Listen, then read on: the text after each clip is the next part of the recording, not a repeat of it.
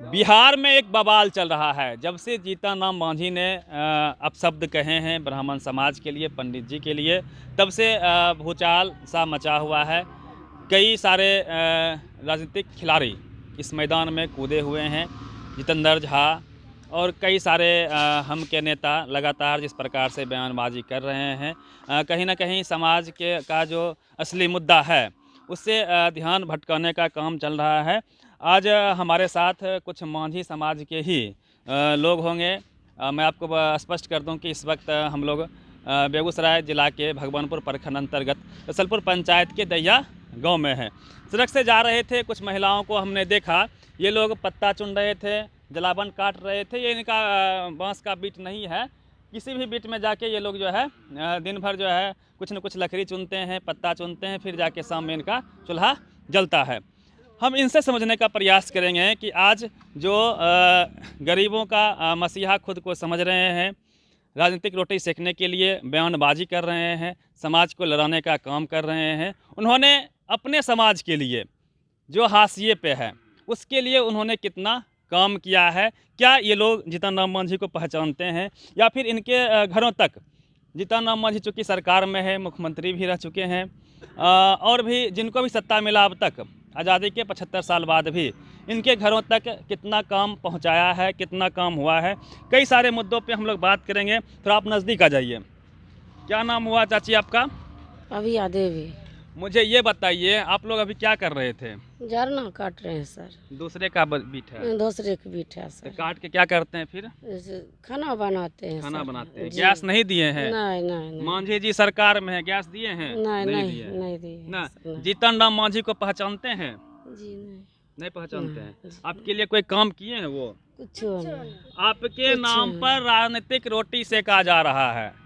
आपसे वोट लेके नेताजी जात पात के नाम पे जीतते हैं, फिर एसी कमरा में रहते हैं, हेलीकॉप्टर में घूमते हैं और आप जलावन चुन रहे हैं। है कि नहीं है? 75 साल हो गया आज़ादी का।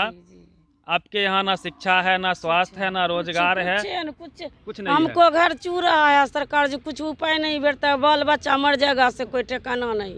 इस पर जीतन राम मांझी का या किसी नेता का मैं सबको स्पष्ट कर देना चाहता हूँ, जातिवाद के वजह से हमारा देश पीछे है। एक ऐतिहासिक जो भूल कहीं ना कहीं जब से जात पात का सिस्टम आया, वो भूल, उस बात को हम लोग भूल कहते हैं और शायद इनके हो सकता है और ये सच्चाई भी है, कहीं ना कहीं जात पात के कुचक्र से, उसके कुप्रभाव से भी ये आज इस स्थिति में है। इसमें कोई लाग लपेट नहीं है। लेकिन आज़ादी मिलने के बाद नेताओं ने सिर्फ और सिर्फ जो जिस जात पात को मिटाना चाहिए था उसको हवा दिया, उस पर अपनी रोटियां सेकी और खुद एसी में रहने का जुगाड़ किया। किसान, नौजवान, छात्र गरीब के नाम पे जीत के जाते हैं। लेकिन आज भी इनकी स्थिति, जो हाशिए पे लोग हैं जिसके लिए सरकार बननी चाहिए थी, जिसके लिए सरकार को काम करनी चाहिए थी, उन्होंने अपने दायित्व को कहीं ना कहीं नहीं निभाया है, तभी ये आज इस स्थिति में है। मुझे एक बात और बताइए कि घर है आपके पास? जी घर है। सरकारी घर है? सरकारी घर है। आपके घर पर मैं गया हूँ, घर चूता है ना? ठीक है सर। जमीन है? नहीं, जमीन नहीं। कितना घर है?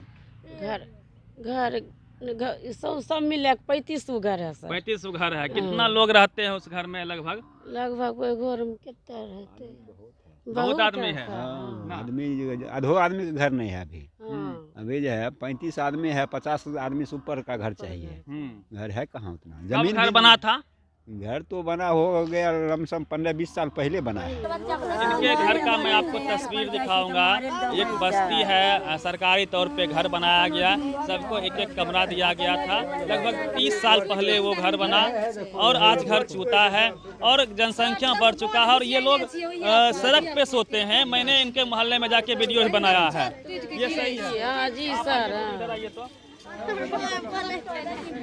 सब रोड पर सुते छे, काम एगना छे, ककरो और गाड़ी लेके जाय छे एगना दाना और बोलन त कहलक चढ़ा देबो गाड़ी बेसी बढ़ के बोलमीत ए जे काज बांसो काटल जरना काटला से सब गाड़ देलक, दबारलक।